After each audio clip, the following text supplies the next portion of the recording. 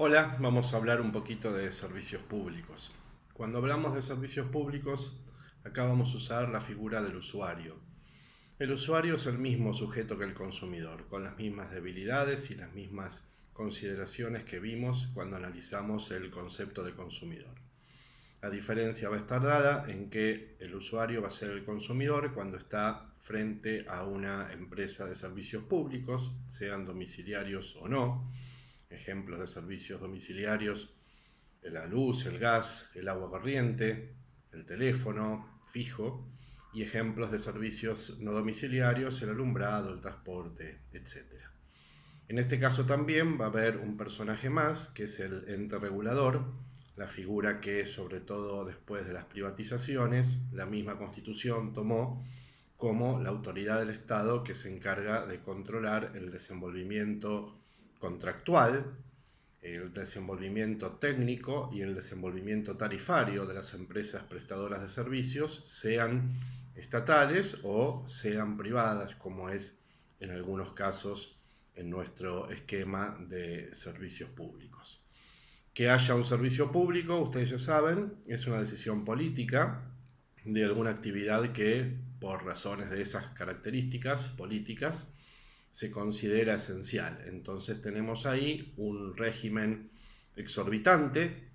de derecho público, que ustedes recordarán de derecho administrativo, justamente porque se trata de una actividad considerada esencial en la sociedad. Rigen en los servicios públicos los mismos principios del derecho del consumidor y los mismos derechos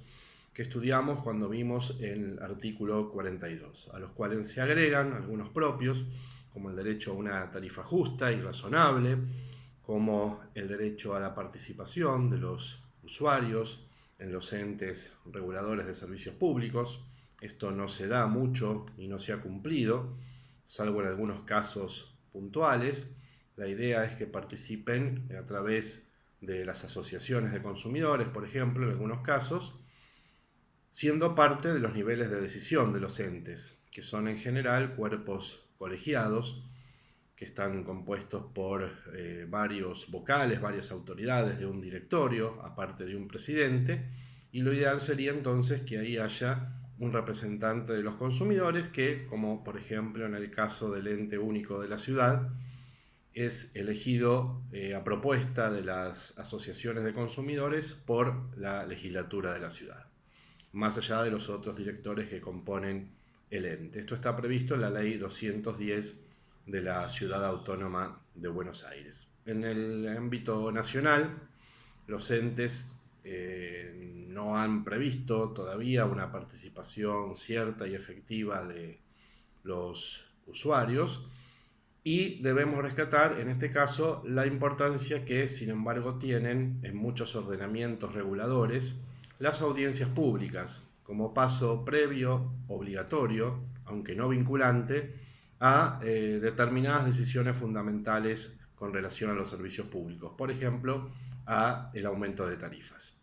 En el caso Abarca y en el caso CEPIS del año 2016, la Corte ha ratificado esto. La audiencia pública tiene que hacerse,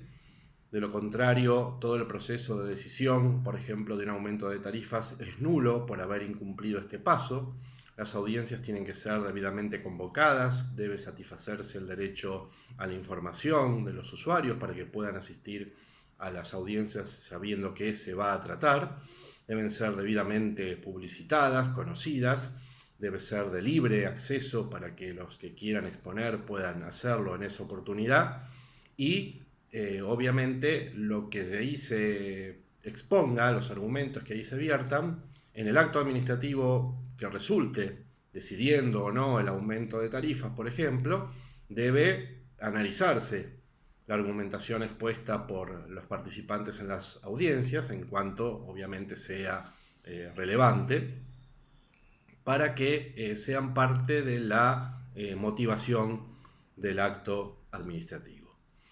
Los reglamentos o marcos regulatorios también establecen los sistemas de reclamos, que cada servicio público tiene el suyo, entonces vamos a tener que estudiar cada uno llegando al caso concreto para ver cuál es la forma de reclamar, si hay que agotar la vía ante la empresa, si se puede ir directamente al ente, pero recordemos que los entes tienen facultades simplemente de aplicar el contrato de la concesión y no pueden establecer indemnizaciones para los usuarios, como lo ha establecido así la Corte Suprema desde el año 95 en el caso Ángel Estrada. Así que una denuncia ante el ente nos puede hacer corregir una tarifa mal calculada, cambiar una categoría si nos están cobrando como industrial y somos residencial,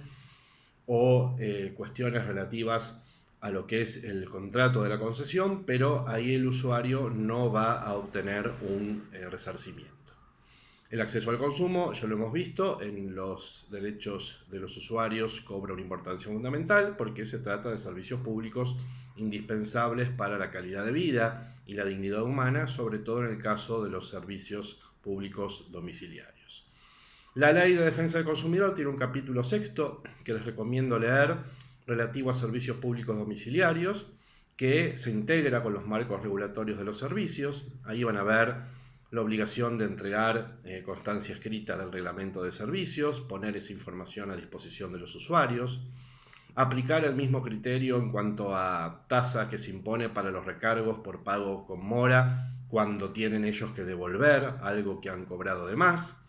la obligación de llevar un registro de reclamos de los consumidores, la obligación de las empresas de informar a los usuarios sobre las condiciones de seguridad de los artefactos de medición y de las instalaciones que permita el control individual